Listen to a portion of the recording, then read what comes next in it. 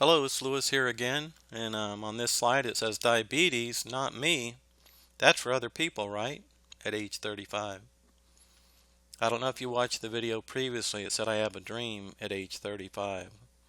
It's like I had a dream and all these different things and even articulated and wrote a lot of the things down.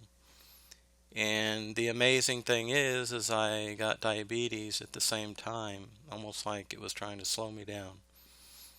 I don't think it's any coincidence that both of this happened at the same age at the same time. I can logically try to figure out, why it happened, this or that, but I believe more than anything it was tied to this destiny of the future that I should be on track with. But, life is full of surprises. Nobody knows the cards that we're going to be dealt with, what we're going to deal with, what we're going to do with that. And I sure didn't ever think I was going to get diabetes. I was very active physically, younger, and lifting weights and water skiing and tennis and all kind of stuff. And going out boating and just having a great time, And working all the time, working on the dock, swinging a 16 and 20-pound sledge, working hard, working long hours.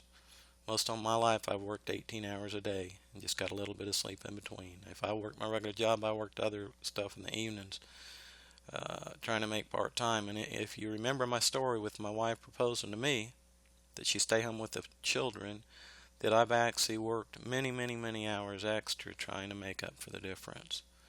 When I worked for Lanier, I worked, I didn't just work 8 to 5 like the other 20 technicians in the office.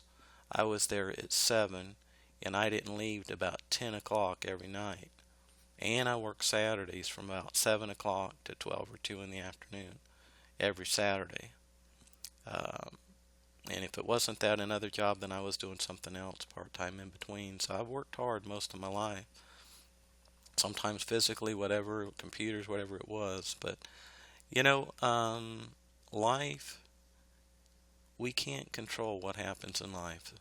There's different diseases that happen to different people, and they think they're healthy, and next thing you know, they got cancer, or they got this, or they got that.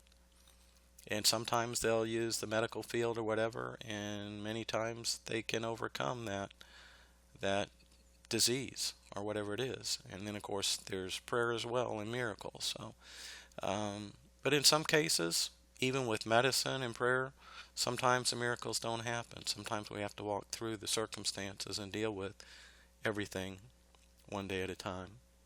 So, that one thought that I said earlier, all things work together for good to them that love God and to them that are called according to his purpose. Number one, do you love God? Are you called according to his purpose?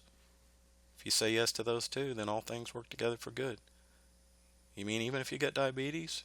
Yes, because it can teach you other lessons. Hardships in life teach you lessons. And you can choose to get bitter or angry, or you can choose to hit them head on and deal with them and do the best you can with what you got. That's all you can do. There's no use being negative about it. It's not going to help. You might as well be positive and do what you can and go forward. And sometimes it does slow us down. And sometimes it slows us down in our purpose of saying, well, you know what, I can't do this because of. Or I can't do as much as I used to because of. And sometimes we deal with those kind of excuses, and I do as well. So, anyways, sometimes these issues cause problems. I remember the first 2 years I had diabetes, they gave me a little blue pill. It was called Micronase. I took the little blue pill for about 2 years, and it was okay. After 2 years, it didn't work anymore. Then the doctor wanted to put me on insulin injections twice a day. And I remember when I went through that, I had to go to the doctor's office twice a day for 60 days or 2 months, 120 visits. And it didn't seem like they knew what they was doing because they was bouncing my numbers up and down like a yo-yo and didn't know what to do. And I remember right in the middle of it, it was a summer, that we were having a family reunion, which we didn't have very often, and I wanted to go to the family reunion. I lived in Boynton Beach, and this reunion was like over on the west coast of Florida, like over somewhere in Tampa or somewhere over that way. And that doctor would not let me go to that family reunion. He said, "No, you got to do your insulin here in the morning. You got to do it in the afternoon." And he refused to release me and let me go. I don't know why. I just didn't go anyways. And my wife went with my son, and the rest of my family went to the reunion, and I missed it. And they haven't had any major reunion since then, and I miss seeing a lot of my family members that are dead and gone. So sometimes we deal with stuff in life, and we miss family reunions. We miss people we love.